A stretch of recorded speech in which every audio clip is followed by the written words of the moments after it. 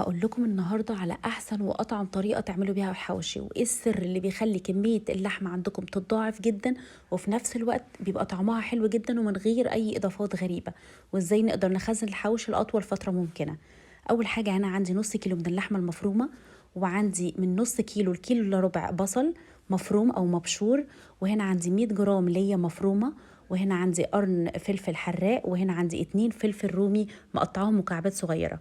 بحط على اللحمة المفرومة ملح حوالي معلقة صغيرة، ونص معلقة فلفل، وربع معلقة من جوز الطيب، بتدي طعم حلو جدا جدا للحواوشي. هحط البصل على اللحمة المفرومة والتوابل، وهبتدي احط عليهم اللية 100 جرام مفرومة ناعم زي ما انتم شايفين كده.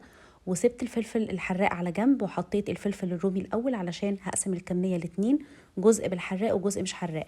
هبتدي اعجنهم كويس قوي، المرحله دي مهمه، تعجنوهم 10 دقايق بايديكم او تدوهم لفه في الميكسر.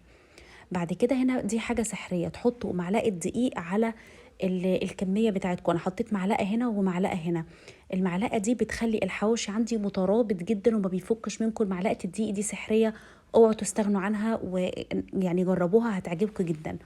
بعدين حطيت جزء فيه فلفل حراق وجزء لأ، وابتديت أغلفه. بسيبهم حوالي ساعة كده على جنب، وده بيخلي طعمهم يطعم يبقى حلو قوي. جبت عندي عيش وابتديت أفتحه كده، وده اللي هحط فيه الجزء اللي مش حراق. وبعد كده ابتديت أحط الحشوة بتاعتي بالشكل ده. وطبعا البصل اللي احنا حطيناه، النص كيلو بصل على نص كيلو لحمه، ده ضعف الكميه وفي نفس الوقت خلى طعمها حلو جدا جدا، وهو ده سر. من غير اي اضافات، مش بنحط برغل، مش بنحط اي اضافات غريبه، ولكن هو ده السر اللي بيخليها متضاعفه وفي نفس الوقت حلوه جدا.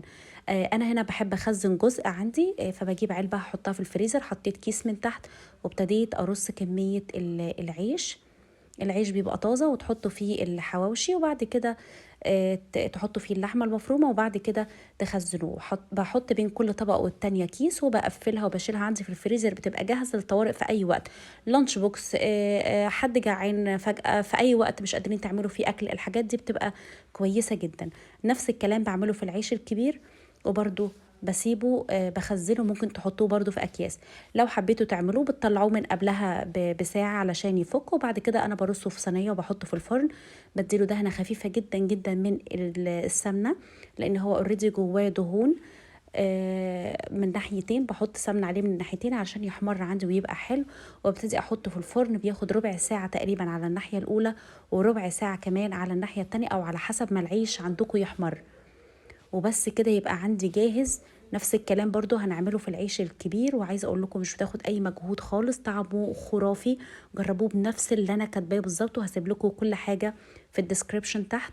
جربوه بالطريقه دي هيعجبكم جدا جدا. انا اسمي ليليان، دي القناه بتاعتي. لو اول مره تشوفوني اعملوا سبسكرايب ولايك وشير للفيديو ده. شكرا وباي باي.